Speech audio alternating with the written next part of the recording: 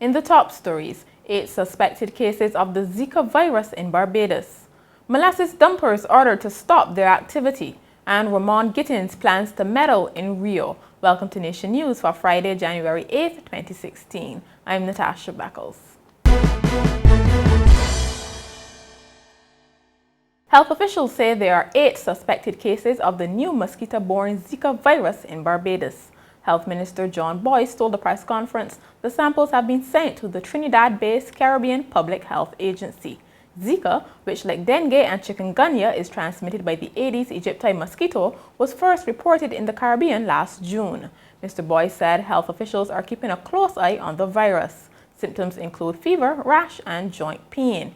He also revealed that 66 people were confirmed as having the H1N1 virus last year.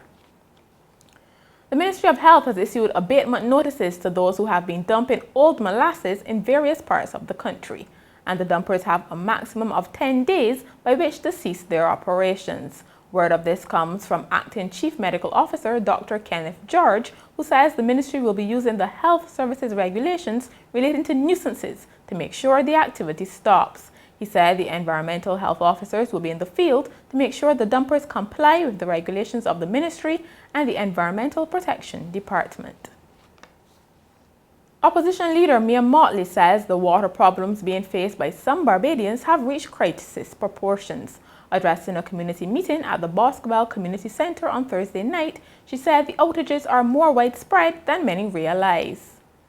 People of Barbados have been led to believe that this is only a St. Joseph issue.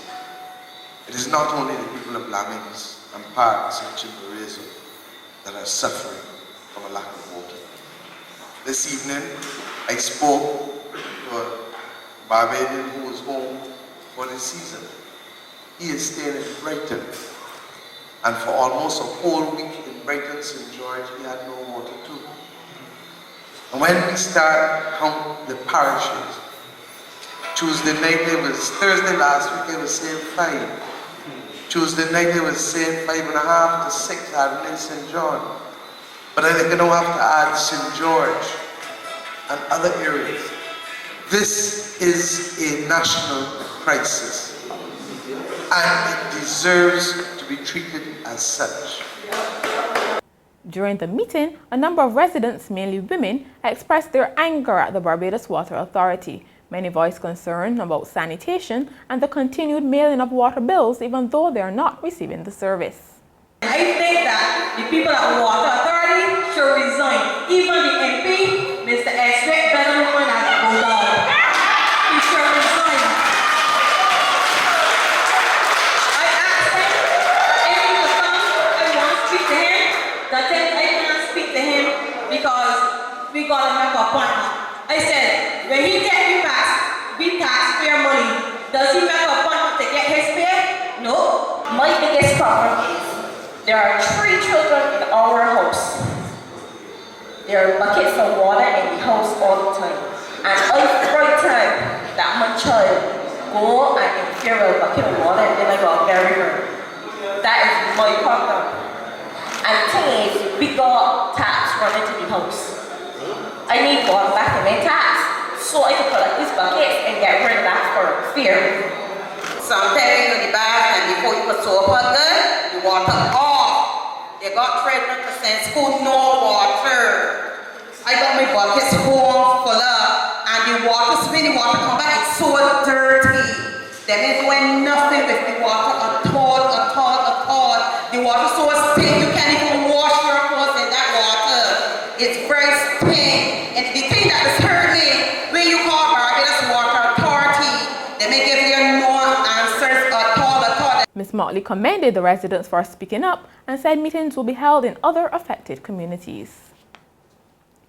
A former Court of Appeal judge has challenged the Barbados Workers Union to be steadfast in its approach to tackling the challenges posed by foreign companies operating here.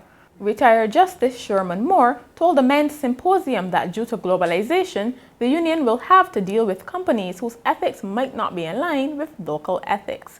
He said issues of health and safety, wages, and the terms and conditions of work continue to plague the local workforce.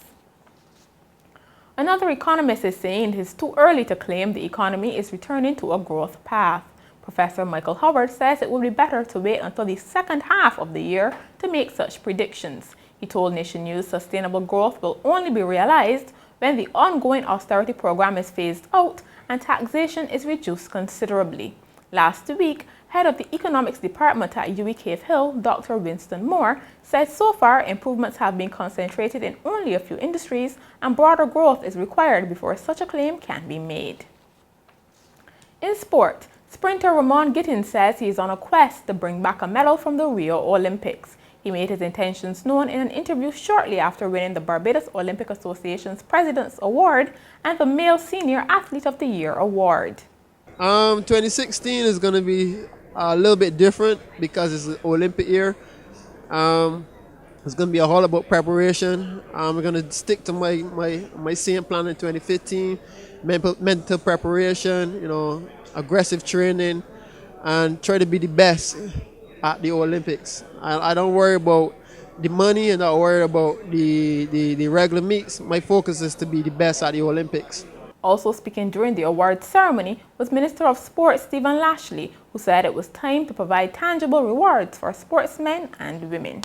It is my belief that our athletes need to be accorded not only the recognition, but that we need to get to that point very soon where our athletes who may not be on the field of competition, that they are certainly afforded and can feel comfortable that when they leave competitive sport, that there is good activity for them to be involved in. And finally, a North Texas woman has given birth to her own granddaughter after serving as a surrogate for her daughter.